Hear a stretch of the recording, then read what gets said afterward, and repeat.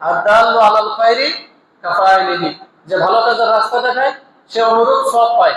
যে ভালো কাজ আপনি ভালো কাজের রাস্তা দেখাইলেন, ভালো কাজ শিখাইলেন, শিখানোর পরে সে ভালো কাজটা করলো, তার সমপরিমাণ সওয়াব আপনি পাবেন।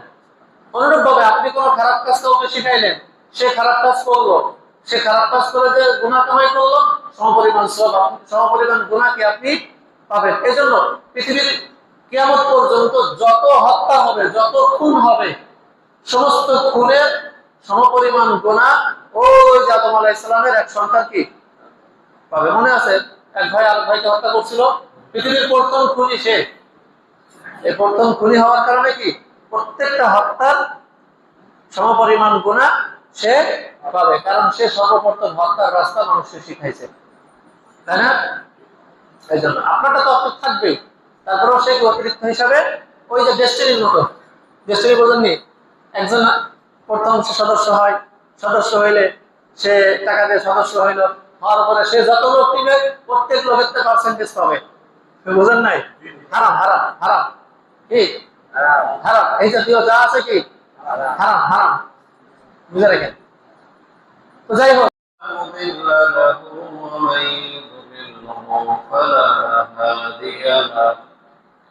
وأشهد أن لا إله إلا الله وحده لا شريك له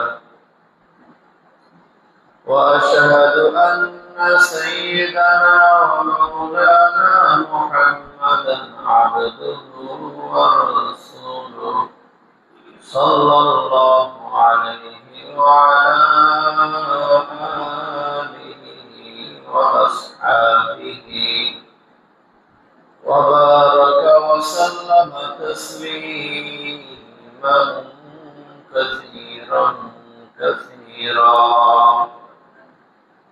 أما بعد، فقد قال الله سبحانه وتعالى في كلامه المجيد: أعوذ بالله من الشيطان الرجيم. بسم الله الرحمن الرحيم. فاسألوا أهل الذكر إن كنتم لا تعلمون. وقال تعالى في موضع آخر: يرفع الله الذين آمنوا منكم والذين أوتوا العلم درجات والله بما تعملون خبير.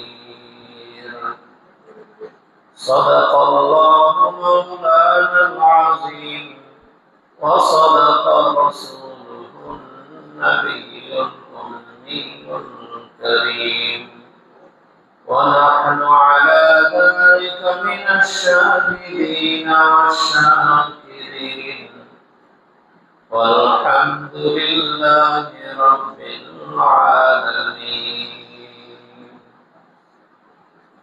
সকলে দুরূদ শরীফ পাঠ করি।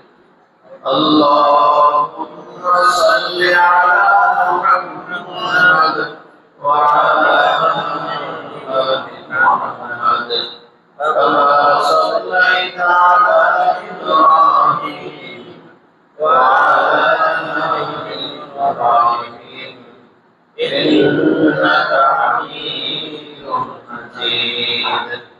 আল্লাহুম্মা বারিক আলা মুহাম্মাদ ওয়া আলা আলি মুহাম্মাদ কামা বারাকতা আলা ইব্রাহিম ওয়া আলা আলি ইব্রাহিম ইন্নাকা হামিদুম মাজিদ।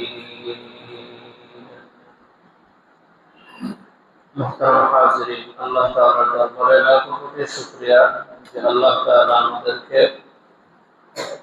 যাবতীয় জরুরত থেকে ফারেক করে সমস্ত গুনাহের পরিবেশ থেকে মুক্ত করে আল্লাহ তাআলা মসজিদে নামাজ আদায়ের উদ্দেশ্যে আসার তৌফিক দান করবেন। এজন্য আমরা শুকরিয়া আদায় করি আলহামদুলিল্লাহ। আল্লাহ তাআলা কোরআনের মধ্যে ঘোষণা করেন, আদেশ করেন, ফাসআলু আহলাল যিকরি ইন কুনতুম লা তা'লামুন। লোক সকল, তোমরা জ্ঞানীদের কাছ থেকে জ্ঞান অন্বেষণ করো। জ্ঞান, তোমাদের যদি কোনো কিছু না জানা থাকে তো যারা জানে তাদের থেকে তোমরা প্রশ্ন করে জেনে নাও। সহজ কথা, তুমি যেটা জানো না, যে জানে তার কাছ থেকে জেনে নাও। তুমি যেটা জানো না সেটা ওই ব্যক্তির কাছেই জানো, ওই ব্যক্তির কাছ থেকেই জানার চেষ্টা করো যে ব্যক্তি জানে। কিন্তু আমাদের অভ্যাস বা আমাদের একটা কালচার এমন হয়ে গেছে, দুনিয়াবী বিষয়ে আমরা এটাকে যথাযথভাবে গ্রহণ করছি। দুনিয়াবী বিষয়ে যথাযথভাবে আল্লাহ এই কথার উপরে আমরা আমল করছি।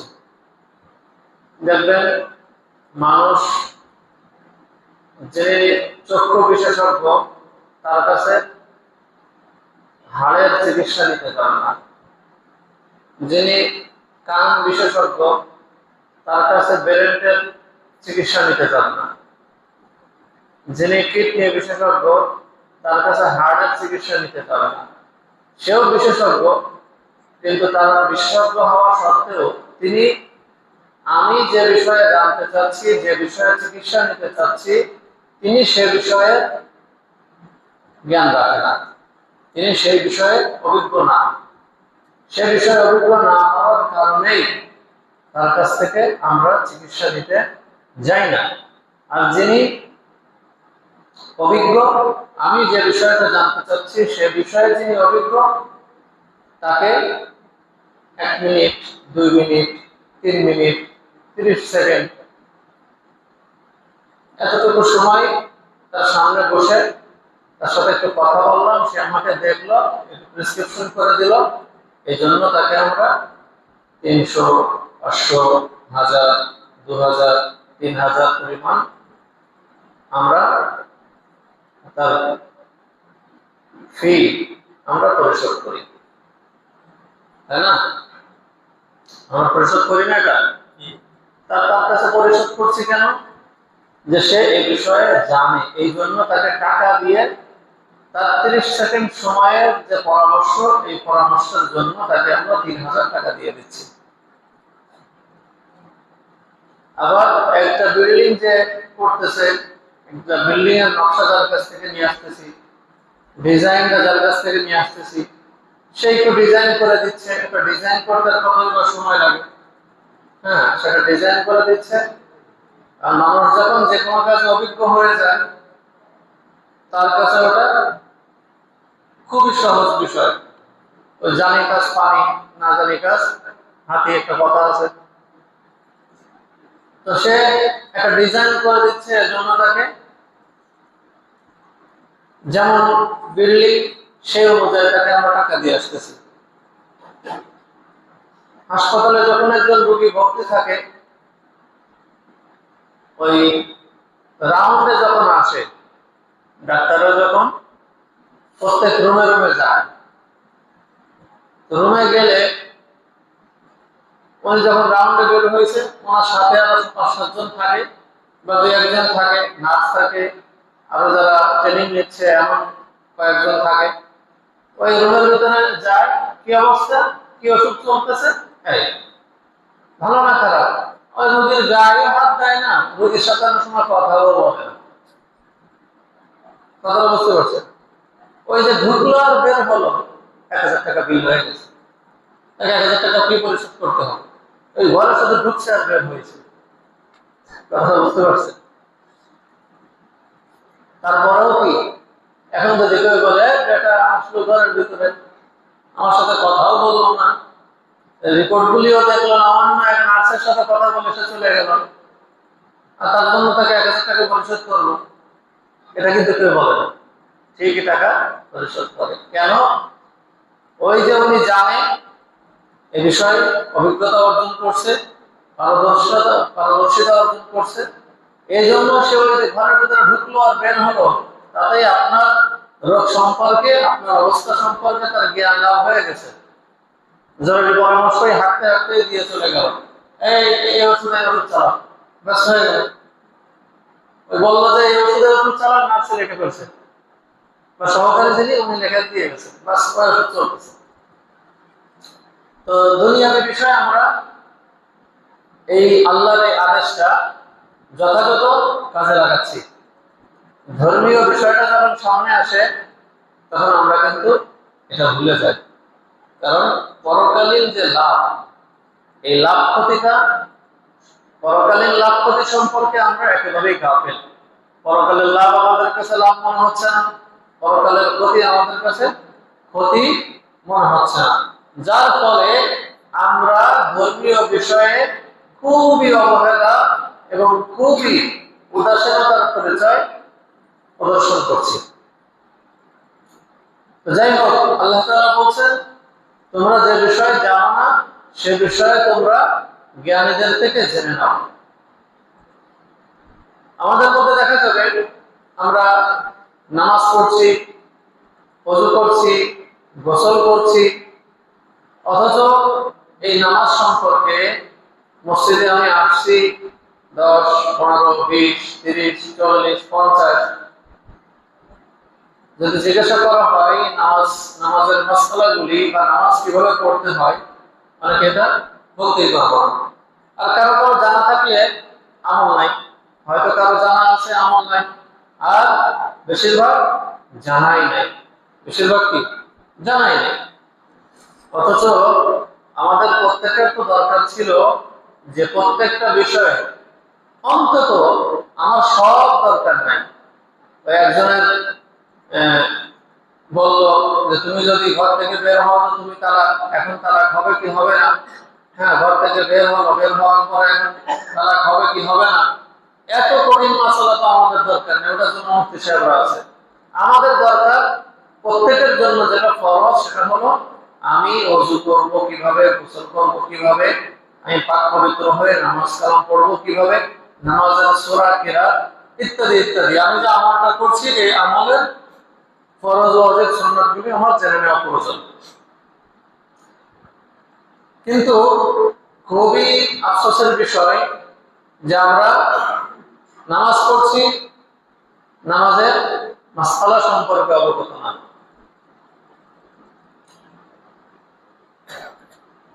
এখনই যদি জিজ্ঞাসা করা হয় যে আপনি নামাজের ফরজগুলি সম্পর্কে বলেন তো অনেকে আসলে বলতে পারবে না।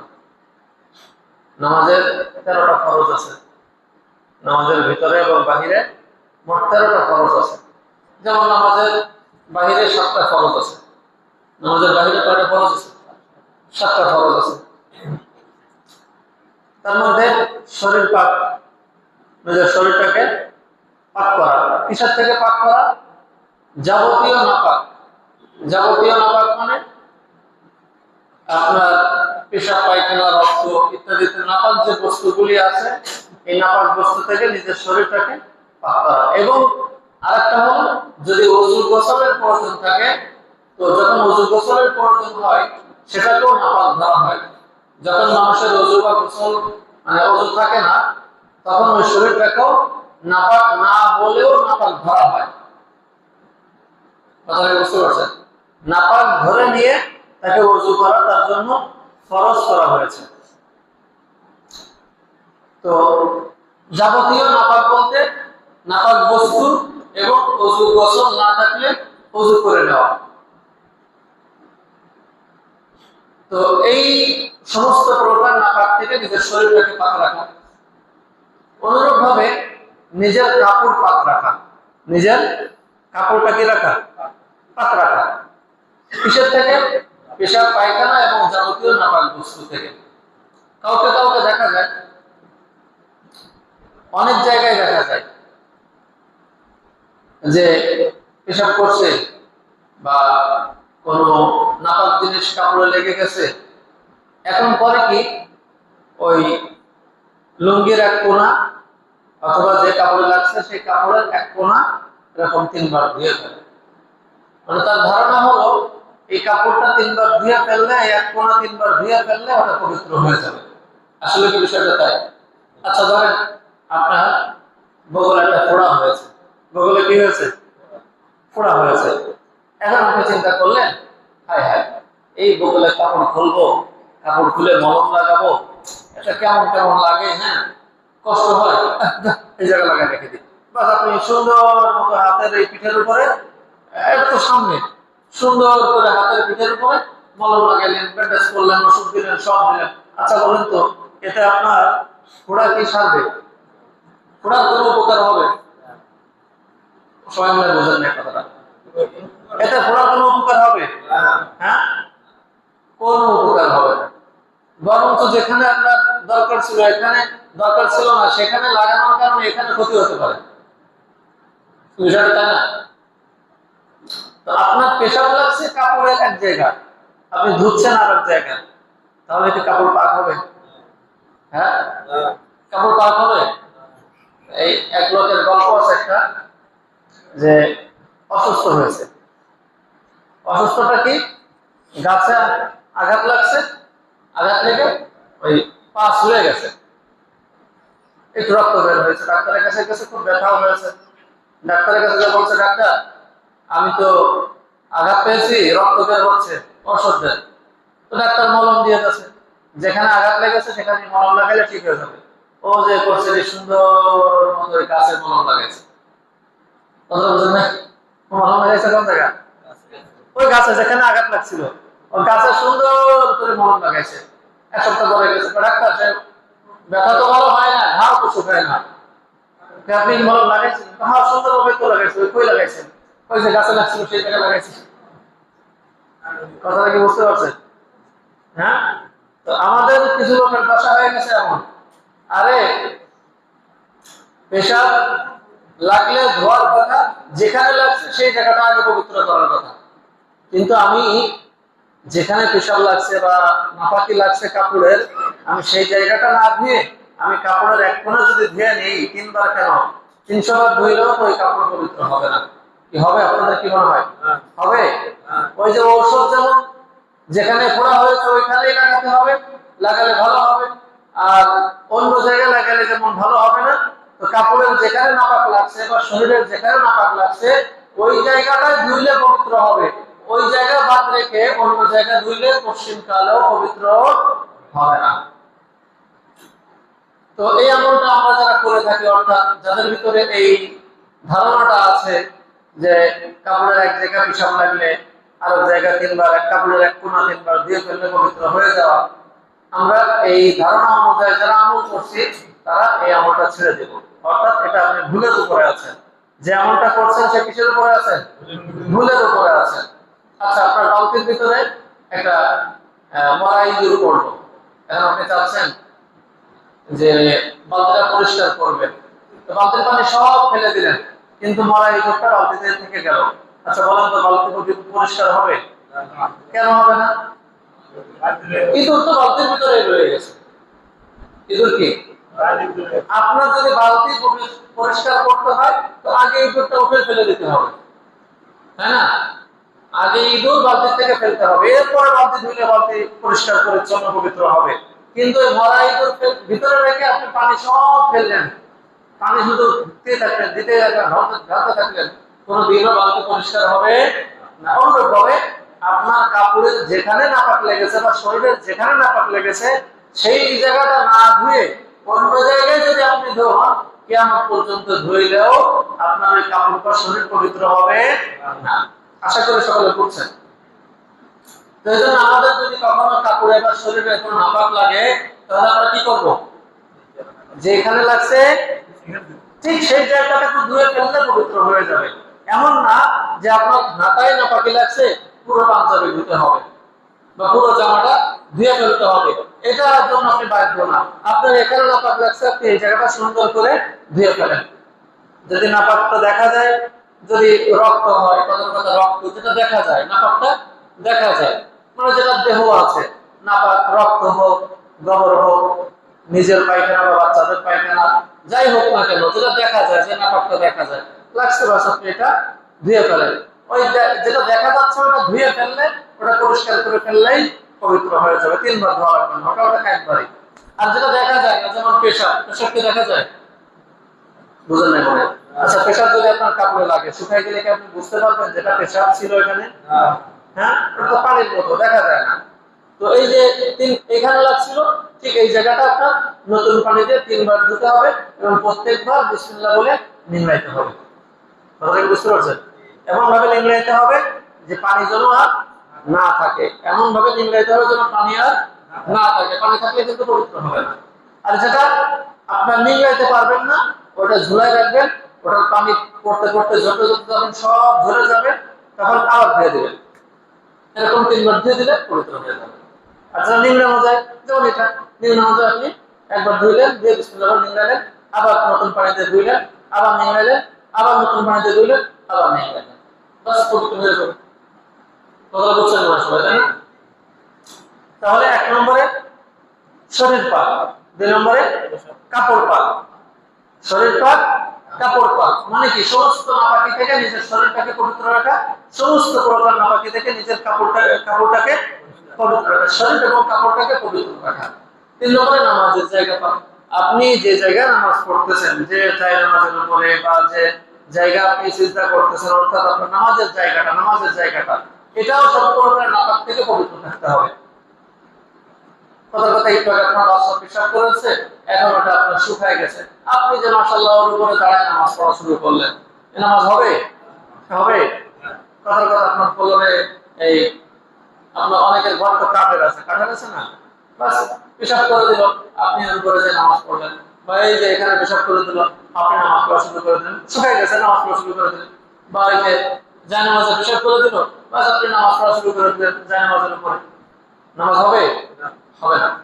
ওই নাসির সাহেবের গল্প বলে, ওই বোঝানোর জন্যই বলেন মূলত। বাস্তবতা এরকমটা আছে।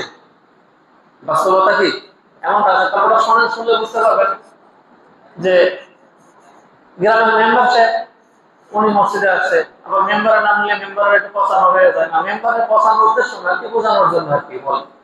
হ্যাঁ, তো মেম্বারের নাম না নিলাম, এমনি একজনের কথা বলেন। গ্রামের ধরেন একটা লোক নামাজ পড়তে আসছে শুক্রবারের দিন। শুক্রবারের দিন নামাজ পড়তে আসলে এখন খোলা বলে যে, চাচা আপনার শরীর থেকে পেশাবের গন্ধ আসতেছে কেন? শরীর থেকে কি পেশাবের গন্ধ আসে কেন? পেশাব পেশাব করছেন নাকি? কেমন না, বলিস না রে বাবু। ফরিদপুরের দিক, তারপরে আমাদের ওইদিকে আবার ওই ভাতিজা আছে না, ভাতিজাদেরকে বাপু বলে, বাপু, বাপু, বাপ, বাজান, বাপু, হ্যাঁ, এগুলো বলে আঞ্চলিক ভাষা। আরে বলিস না রে বাবু, কি হয়েছে? ভাই ওই যে গত শুক্রবারে নামাজ পড়ে টুপিটা ওই বিছানা তোলে তোষকের তোলে রাখছিলাম, সেই তোর বন্দি পিসাব করছে, তোষকের তোলে চলে গেছে, সেই পিসাবের গন্ধ সেই অবস্থায়, আর ধোয়া ধোয়ার সময় আমি সেই অবস্থায় নামাজ পড়তে চলে আসছি। কথাটা কি বুঝতে পারছেন? আচ্ছা, এমন লোক আছে কি আছে না? আছে কিন্তু এমন লোক, যদিও নাসির সাহেব গল্পগুলি বলে বোঝানোর জন্য, কিন্তু বাস্তবেও কিন্তু এমন লোক আছে। অনেকেই আছে শুক্রবার নামাজ পড়ছে, টুপিটা বাড়িতে রাখছে, কই যে গেছে এরা খোঁজ নেই। অনেকে বিছানার তলে তোষকের তলে রেখে দেয়, আর ওই তোষকের তলে দোষের ছোট বাচ্চারা পেশাব পেশাব করে দেয়। পেশাব করে দিলে কি অনেক সময় টুপিতেও লাগে, ওই কাপড়েও লাগে, ওটা কি নাপাক হয়ে রয়েছে, বাস আপনার তো কোনো খোঁজ নাই। এই অবস্থায় কি নামাজ হবে? নামাজ হবে? নামাজ হবে না। শরীর পাক, কাপড় পাক, নামাজের জায়গা পাক। 3 নম্বর, 4 নম্বর, এই 3টা হলো ফরজ। নামাজের বাহিরের এই 3টা কি ফরজ? আরো আছে সতর ঢাকা। সতর কি? সতর, সতর, সতর ঢেকে রাখা। ঢাকা বলতে আপনাকে ঢাকা না, রাজধানী ঢাকা। সতর ঢেকে রাখা। সতর কি? ঢেকে রাখা। সতর কি? ঢেকে রাখা। কথাটা আবার ব্যাখ্যা করতে হয় কেন? ওই যে একজনের আগের এখনো সে মুরব্বী, মানে বয়স্ক বয়স্ক যে মহিলারা আছে, ওনাদের কাছে স্বামীর নাম জিজ্ঞাসা করবেন, ওনারা বলতে চায় না। সরব ভাই, ওনারা কি বলতে চায় না? আছে কি আছে না? আছে না? বয়স আগের মহিলারা স্বামীর নাম বলতো না। আমাদের এলাকার ঘটনা আছে, ওই এক মহিলার স্বামীর নাম জিজ্ঞাসা করছে, ওই জন্ম নিবন্ধন করতে নাকি করতে গিয়ে নাম জিজ্ঞাসা করছে, মহিলা সরম মুখ থেকে দাঁড়ায় রয়েছে, না আমি বলে না। তো পাশের থেকে একজন দুষ্টু ছেলে, দুষ্টামি করে না, একজন সিকুন কার্ডে লিখে রাখছে মোসনায় বিবি, তো নাম লিখে নিয়ে গেছে মোসনায় বিবি। আপনারা বুঝতে পারছেন? তো স্বামীর নাম বলাটাকে দোষের মনে করতো, লজ্জার, খুবই লজ্জার বিষয় মনে করতো। তা স্বামীর নাম হলো রহমতুল্লাহ। স্বামীর নাম কি? রহমতুল্লাহ। স্বামীর নাম যখন রহমতুল্লাহ, মহিলা নামাজ পড়া শিখছে, এখন নামাজের সালাম ফেরাইতে হয়, সালামের ভিতরে কি আসসালামু আলাইকুম রহমতুল্লাহ। এখন স্বামীর নাম নেওয়া তো কি আগে মহিলারা মনে করতো মহা অন্যায়, খুব লজ্জার বিষয় মনে করতো, স্বামীর নাম নেওয়া যাবে না, স্বামীর নাম নেওয়াটা পাপ মনে করতো। ঠিক আছে? এখন সালামের ভিতরে যখন রহমতুল্লাহ, এখন মহিলা কি কয়, এ মনে হয় আমার স্বামীর নামের কথাই। আসলে যে সালাম এটা সে বুঝতে পারে নাই, এটাই যে বলতে হবে এটা বুঝতে পারে, সে মনে করছে কি এটাই আমার স্বামীর নাম। এখন তার ছেলে একটা আছে টিক্কা, এখন সালাম ফিরে আসসালামু আলাইকুম, টিক্কার বাপ সালাম ফিরে কি আসসালামু আলাইকুম, টিক্কার বাপ আসসালামু আলাইকুম রহমতুল্লাহ কয় না, আসলে তো বোঝে না তাই। আসলে কি এই সালামের ভিতরে যে রহমতুল্লাহ, এটাকে তার স্বামীর নাম হিসেবে রহমতুল্লাহ, স্বামীর নাম হিসেবে রহমতুল্লাহ, নাকি সালামের অংশ হিসেবে রহমতুল্লাহ? সালামের অংশ হিসেবে রহমতুল্লাহ। তো এই জন্য কথাগুলি মাঝে মাঝে একটু ঢাকে দিতে হয়। তো ঢাকা মানে কি আপনাদের এই ঢাকা না, ঢাকা মানে সতর ঢেকে রাখা। সতর কি? ঢেকে রাখা। এখন সতর কি জিনিস সকলের মনে মুখস্থ আছে, যে পুরুষের হলো নাভির থেকে নিয়ে হাঁটু পর্যন্ত। পুরুষের কি? নাভির থেকে নিয়ে হাঁটু পর্যন্ত। পুরুষের সতর হলো সর্বদাই। একটা বালেক বালেক বালেক পুরুষ প্রাপ্তবয়স্ক, প্রাপ্তবয়স্ক হয় কত বছর বয়সে? একটা ছেলে যদি 15 বছর বয়সের 15 বছর বয়স হওয়ার আগে বালেগ হওয়ার, সাবালক হওয়ার কোন নিদর্শন পাওয়া যায়, যেমন মোষ ওঠা, দাড়ি ওঠা, বগলে বসন ওঠা ইত্যাদি ইত্যাদি, আপনারা বুঝছেন সকলেই। যদি পুরুষ মানে সাবালক হওয়ার কোন নিদর্শন বা আলামত পাওয়া যায়, তাহলে যেদিন থেকে পাওয়া যাবে সেদিন থেকে, তখন থেকে সে কি সাবালক। আর যদি না পাওয়া যায় তো 15 বছর বয়স থেকে সে কি সাবালক। বালক হওয়া, সাবালক হওয়ার কোন নিদর্শন না পাওয়া গেলেও 15 বছর বয়স থেকে কি সাবালক। আর যদি 15 বছর বয়সের আগে বালেগ হওয়ার কোন নিদর্শন পাওয়া যায়, তাহলে কি তখন থেকে সে সাবালক। অনুরূপ ভাবে মেয়েরা, মেয়েদের যদি 9 বছর থেকে নিয়ে 15 বছরের ভিতরে বালিকা হওয়ার, সাবালিকা হওয়ার কোন নিদর্শন পাওয়া যায়, তো যখন থেকে পাওয়া যাবে তখন থেকে সে সাবালিকা। আর যদি না পাওয়া যায় তো সেও 15 বছর থেকে সাবালিকা। 9 বছরের আগে যদি কোনো মেয়ের ভিতরে আপনার কোন নিদর্শন পাওয়া যায় সাবালিকা হওয়ার, তাতে সে সাবালিকা হবে না। এটা বুঝতে হবে সে অসুস্থ, বুঝতে হবে কি সে অসুস্থ।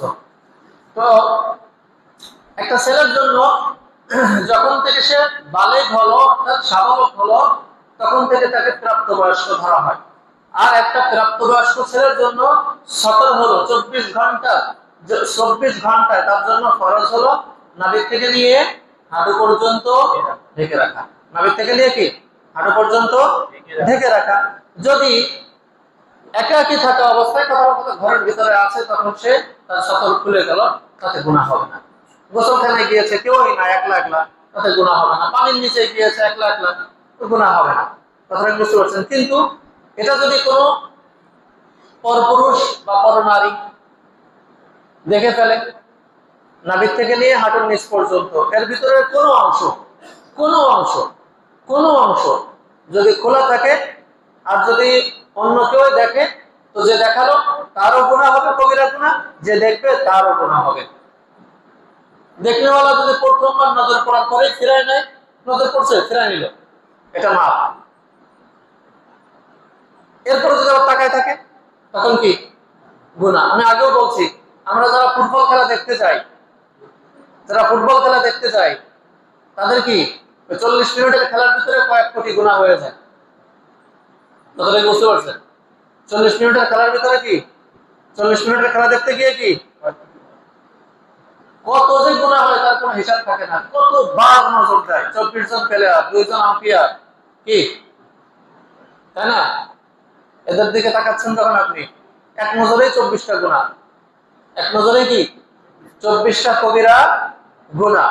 আর যারা দেখাচ্ছে, আপনি যে দেখলেন, দেখার কারণে আপনার গুনাহ হলো, আর যিনি দেখাচ্ছে তার তো গুনাহ হচ্ছে, আপনার যে গুনাহ হলো এর পার্সেন্টেজ পাচ্ছে। আদাল্লু আলাল খায়রি কাফাইলিহি, যে ভালো কাজের রাস্তা দেখায় সে অনুরূপ সওয়াব পায়। যে ভালো কাজ আপনি ভালো কাজের রাস্তা দেখাইলেন, ভালো কাজ শিখাইলেন, শিখানোর পরে সে ভালো কাজটা করলো, তার সমপরিমাণ সওয়াব আপনি পাবেন। অনুরূপভাবে আপনি কোনো খারাপ কাজ কাউকে শিখাইলেন, সে খারাপ কাজ করলো, সে খারাপ কাজ করে যে গুনাহ কামাই করলো, সমপরিমাণ সওয়াব, সমপরিমাণ গুনাহকে আপনি পাবেন। এজন্য পৃথিবীর কিয়ামত পর্যন্ত যত হত্যা হবে, যত খুন হবে, সমস্ত খুনের সমপরিমাণ গুনাহ ওই যে আদম আলাইহিস সালামের এক সন্তান কি পাবে। মনে আছে, এক ভাই আরেক ভাইকে হত্যা করছিল, পৃথিবীর প্রথম খুনি সে। এই প্রথম খুনি হওয়ার কারণে কি প্রত্যেকটা হত্যার সমপরিমাণ গুনাহ সে পাবে, কারণ সে সর্বপ্রথম হত্যার রাস্তা মানুষকে শিখাইছে, তাই না? এই জন্য আপনারটা তো অর্থ থাকবেই, তারপরেও সে অতিরিক্ত হিসাবে ওই যে ডেস্টিনির মতো, ডেস্টিনি বোঝেননি, একজন প্রথম সদস্য হয়, সদস্য হইলে সে টাকা দিয়ে সদস্য হইল, হওয়ার পরে সে যত লোক নিবে প্রত্যেক লোকের পার্সেন্টেজ পাবে। বুঝেন নাই? হারাম হারাম হারাম, কি হারাম, এই জাতীয় যা আছে কি হারাম হারাম, বুঝে রাখেন।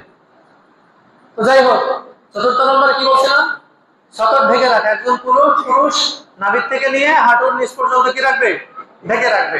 নামাজের মধ্যে দেখেন, নামাজের অবস্থা হলো এমন, আমাদের অবস্থা হয়ে গেছে কিছু কিছু সময় পেছনের কাতারের লোকেরা নামাজের মধ্যে হাসি আর থামায় রাখতে পারে না। কেন?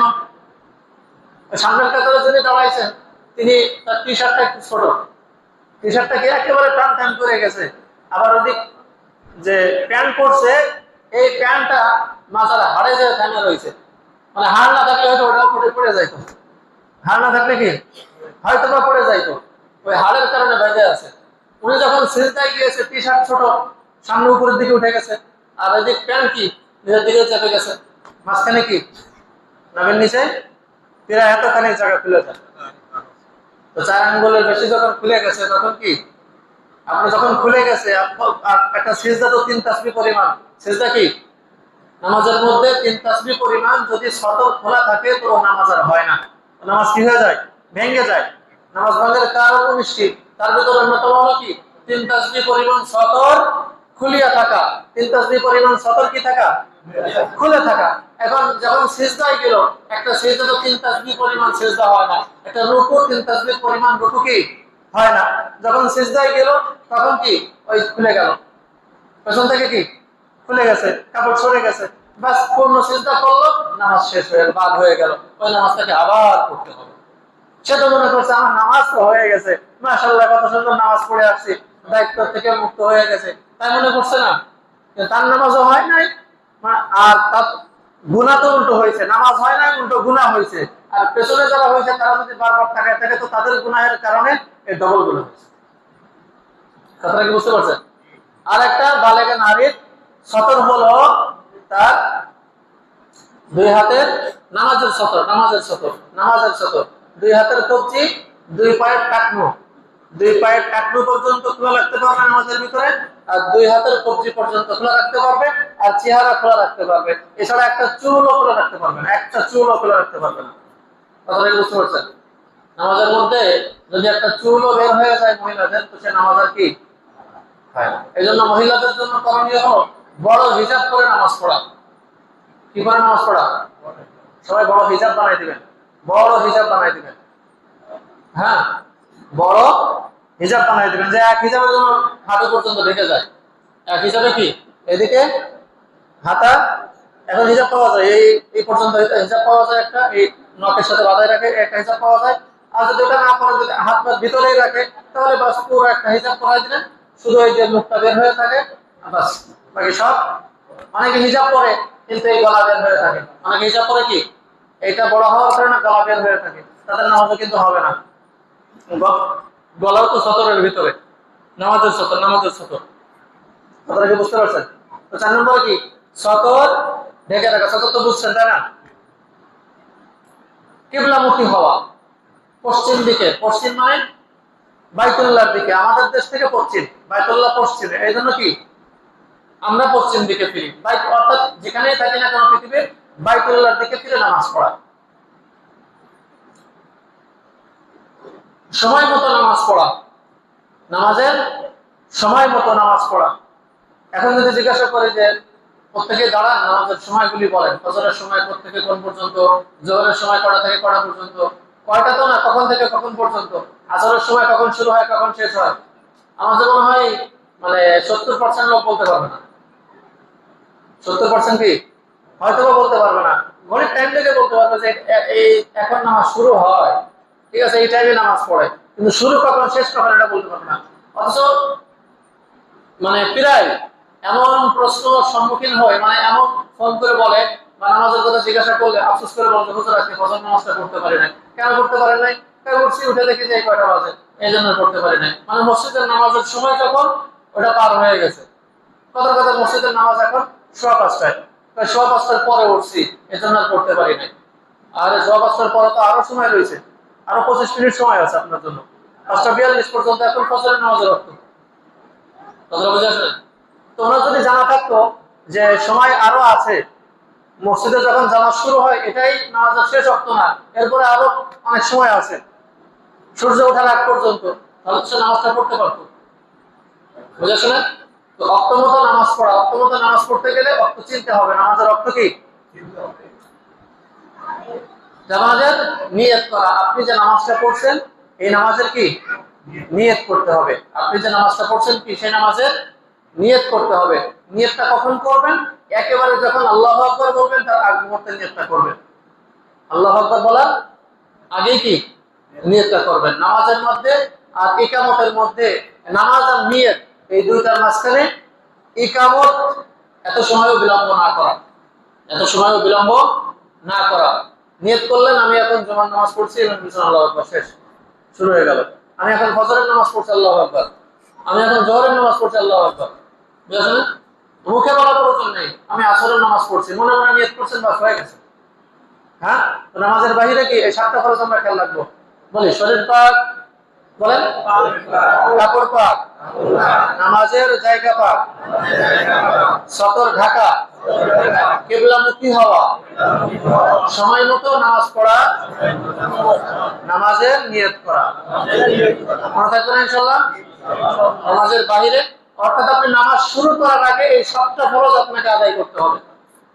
এই 7টা ফরজের দিকে লক্ষ্য রেখে এই 7টা ফরজ পরিপূর্ণ সম্পূর্ণ করে যখন আল্লাহু আকবার বলে নামাজ দাঁড়াবেন, তখন আপনার নামাজ হওয়ার রাস্তা আপনি কেবল শুরু করলেন। মানে এখন আপনার নামাজ পড়লে নামাজ হবে। আর এই 7টার কোনো একটা অনুপস্থিত থাকলে, এই 7টার কোনো একটা বাদ গেলে আপনি যত ভালো করে নামাজ পড়েন না কেন, বাইতুল্লাহ ইমামতি করলেও নামাজ হবে না। কথাটা কি বুঝতে পারছেন? একেবারে কাবা শরীফে যে আপনার ইমাম বানাইতেছে, তাও কি আপনার নামাজ কি হবেই না। আল্লাহ তাআলা আমাদেরকে বুঝে